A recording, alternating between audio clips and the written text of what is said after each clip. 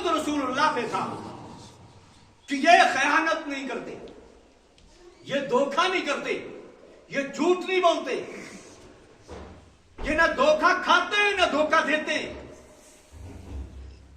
اعتماد تھا پورے مکے والوں کو، لیکن اس وقت تک اعتماد تھا جب تک نبوت کا اعلان نہیں کیا تھا۔ جو ہی اعلان نبوت کیا قولوا لا الہ الا اللہ تفلحون، بس مخالفتیں شروع ہوگی۔ کسی نے پتھر مارا، کسی نے کانٹے بچھائے، کسی نے کہا یہ مجنون ہے، کسی نے کہا شاعر ہے، کسی نے کہا دیوانہ ہے، کسی نے کہا یہ تو جادوگر ہے۔ یہ ساری وہ چیزیں جن کو قرآن بیان کر رہا ہے۔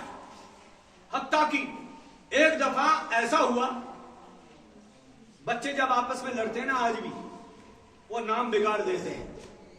پھر کبھی آتے ہیں بچے آتے ہیں استاد کے پاس، جی یہ میرا نام رکھے۔ بھئی تیرا نام تو باپ نے رکھا ہے، ماں نے رکھا ہے، یہ کیا نام؟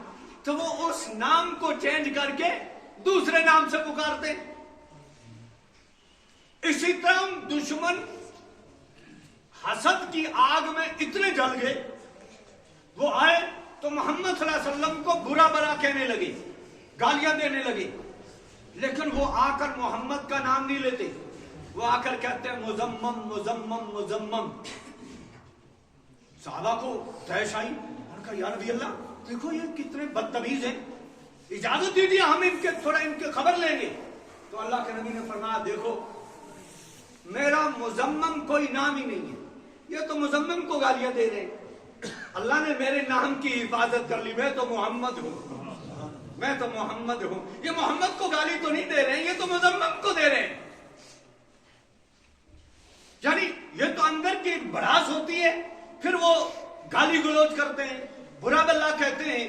یہ سب کچھ رسول اللہ صلی اللہ علیہ وسلم کے ساتھ ہوا، لیکن اللہ کے نبی نے فرمایا نہیں، تم ثابت قدم رہنا، جو دین میں لے کر آیا اس کے اوپر کھڑے ہو جاؤ، اس دین پہ، اس دین کی دعوت کو لے کر دشمن کے پاس بھی جاؤ، دوست کے پاس بھی جاؤ، اپنوں کے پاس بھی جاؤ، غیروں کے پاس بھی جاؤ، لیکن دعوت میری ہو، طریقہ میرا ہو، اخلاق میرا ہو، کردار میرا ہو، سوچ بھی میری ہو۔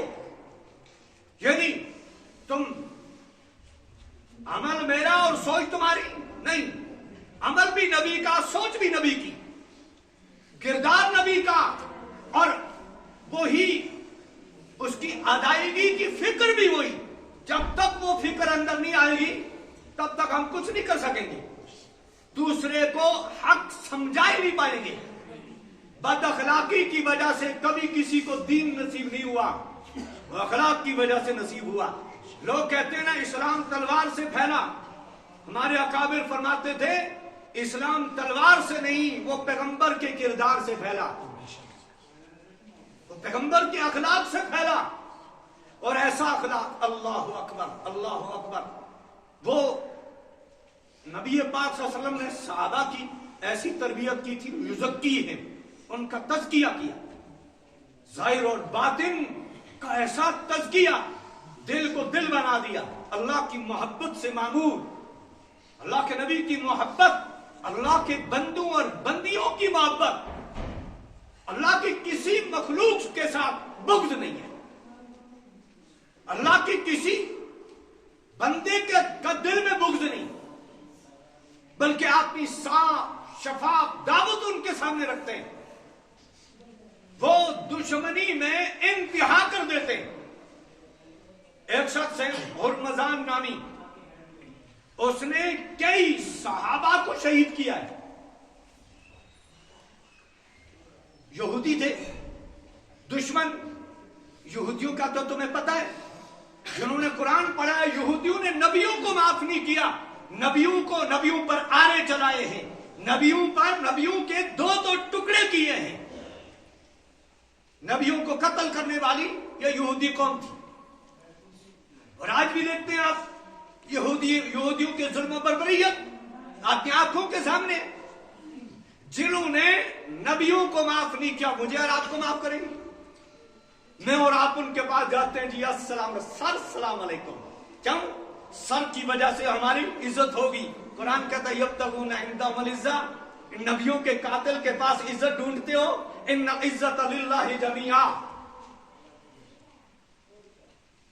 युहिब्बूनकुम, तुम इनसे मोहब्बत करते हो और ये तुमसे मोहब्बत नहीं करते। तुम इनकी बड़ी तारीफें करते हो। ये तो अज़्ज़ु अलैकुम अनामिला मिनल गैज़ कुल मूतू बिगैज़िकुम, कुरान कहता है ये तो तुम इनको सलाम करते हो, इज्जत मिल जाए।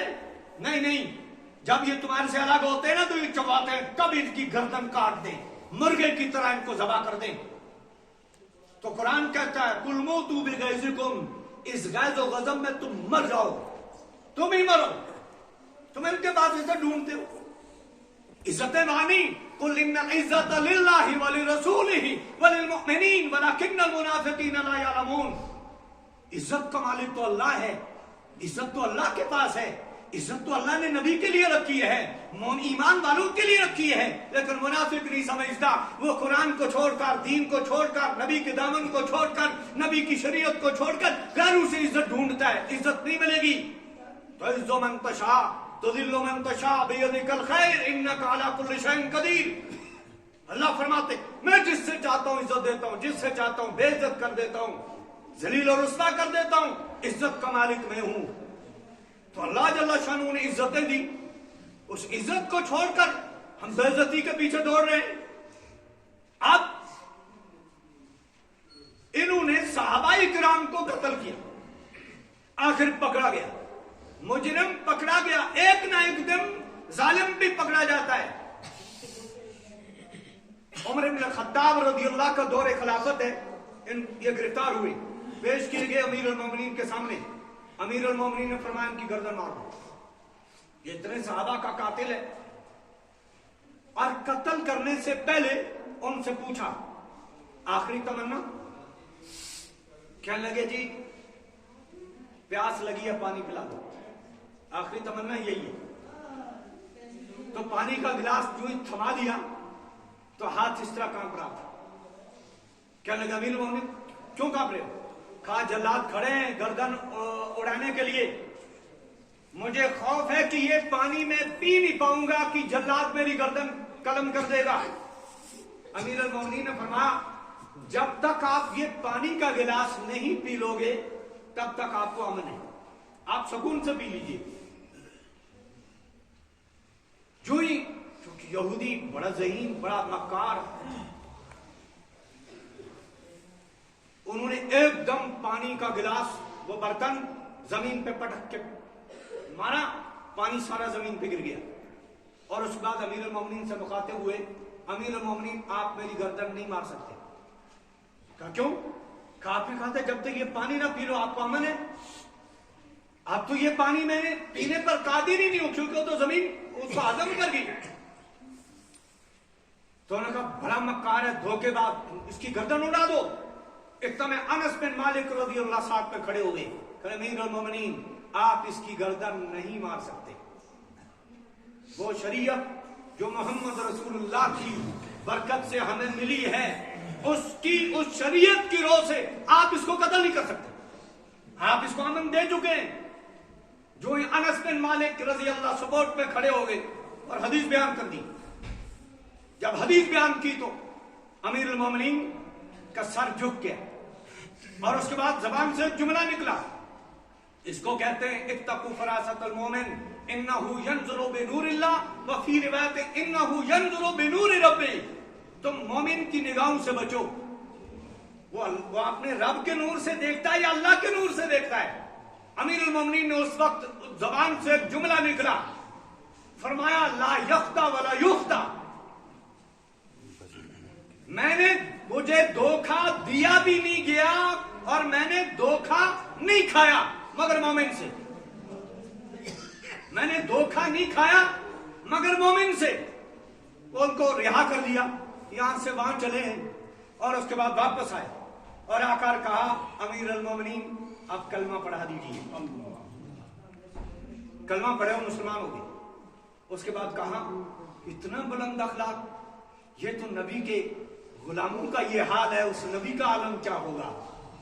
कि नबी के गुलामों के अंदर इतनी हमदर्दी है, دشمن کے ساتھ اس طرح کا معاملہ کرتے ہیں تو نبی کا معاملہ کیسا ہوگا؟ امام جلال الدین سیوطی رحمۃ اللہ علیہ واقعہ نقل کرتے فرماتے، اور مشکات کے اندر بھی حدیث موجود ہے کہ ابن عمر رضی اللہ عنہ فرماتے ہیں کہ ہم نبی کی موجودگی میں ابو بکر کو اپنا بڑا مانتے تھے. نبی کی موجودگی میں ہم صحابہ ابو بکر کو بڑا مانتے تھے کہ اس صحابہ کی جماعت میں ابو بکر بڑے اونچے. اور ایک دن ایسا ہوا ہم سب جس کی ملاقات ابو بکر سے ہوتی تو ہم سلام میں پہل کرتے تھے. ایک دن ایسا ہوا حضرت علی رضی اللہ تعالیٰ عنہ کی ملاقات ابو بکر صدیق سے ہوئی. چلتے چلتے راستے میں حضرت علی رضی اللہ نے سلام نہیں کی، یہاں تک کہ ابو بکر صدیق نے یہاں سے کیا السلام علیکم. حضرت علی رضی اللہ نے فرمایا وعلیکم السلام. دیکھنے والوں نے سارا منظر دیکھا اور اس کے بعد جا کر شکایت درج کر دی اللہ کے نبی صلی اللہ علیہ وسلم کے سامنے کہ آج حضرت علی نے ابو بکر کو سلام نہیں کیا. حضور نے بلایا حضرت علی رضی اللہ کو، ابو بکر صدیق کو بلایا. حضرت علی سے پوچھا سلام کیوں نہیں کیا؟ حالانکہ یہ کوئی جرم تھا، ایسا نہیں. حدیث میں آتا ہے اللہ کے نبی نے کبھی بچوں کو سلام کیا ہے، کبھی بچوں نے نبی کو سلام کیا ہے. لیکن اس پر جو پوچھا گرفت ہوئی کہ حضرت علی آپ نے سلام میں پہل کیوں نہیں کی، تو حضرت علی رضی اللہ نے فرمایا یا نبی اللہ پہلے میرا عذر سن لیجئے، اس کے بعد جو حکم وہ سر آپ کو دے. فرمایا میں ہمیشہ سلام کرتا تھا لیکن آج میں نے ابو بکر کو سلام اس لیے نہیں کیا کہ آج رات جو میں سو گیا تو میں نے خواب میں جنت کی زیارت کی. کیا دیکھیں؟ جنت. اور جنت میں ایک محل دیکھا، ایک بڑی عمارت، اور میں اس میں داخل بھی ہونا چاہا لیکن اتنی خوبصورت تھی میری آنکھوں نے ایسی نہیں دیکھی. تو میں نے وہاں دوسرے والوں سے پوچھا، میں نے ذرا یہ بتاؤ یہ کس کی ہے؟ تو انہوں نے کہا جو سلام میں پہل کرے اللہ نے ان کے لیے جنت میں یہ محل تیار کر رکھے. کہا میں نے سلام اس لیے نہیں کیا کہ ابو بکر مجھے سلام کرے، وہ محل جنت کا ابو بکر کو مل جائے، وہ ابو بکر کو مل جائے. ہے یہ محبت؟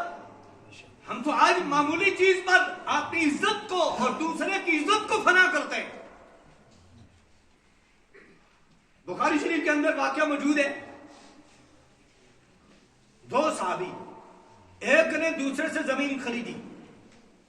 زمین خریدنے کے بعد اس میں آپ نے کوئی جھوپڑی بنانے لگے. آج کے زمانے کی طرز کی بلڈنگیں نہیں تھی. آپ اس میں جو ہی اس کی بنیاد کھودی، کھودتے کھودتے اس کے بیچ میں سے خزانے کا ایک مٹکا نکل گیا، بڑا دیگ ایک خزانے کا بھرا ہوا. وہ جس نے زمین خریدی تھی نا اس نے وہ دیگ اٹھایا، خزانے کا رکھا کندھے پہ اور لے کر چل پڑا. ہاں جس کی زمین خریدی ہے خزانہ تو اس کا ہے. لے کر اس کے یہ جی اپنا یہ خزانہ، اس کا بھی یہ تو میرا ہے نہیں. کہا میں نے آپ کی زمین خریدی ہے اور کھودتے وقت زمین سے نکلا ہے، اس کا مطلب یہ آپ کا ہے.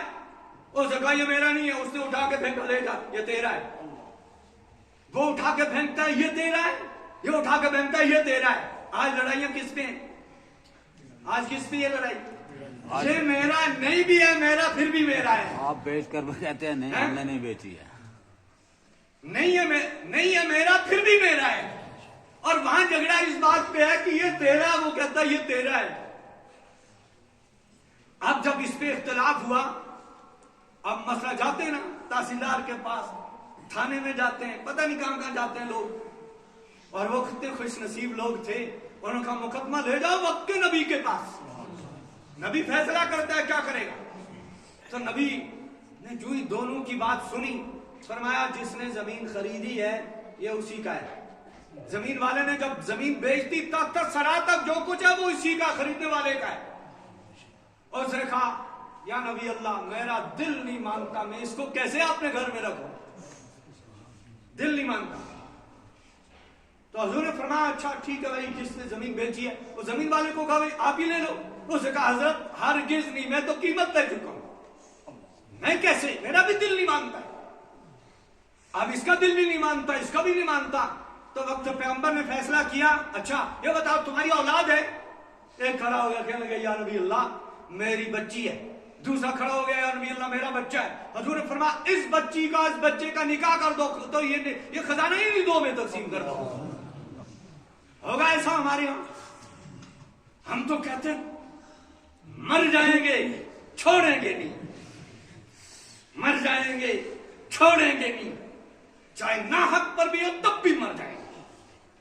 یہ جب ہم نے اصل میں دین کو سمجھا نہیں, جب اندر آ جاتی ہے نا وہ اللہ والے ایک جملہ کہتے ہیں تبلیغ والے, دنیا سے محبت کرو, دنیا کماؤ, دل میں مت بساؤ.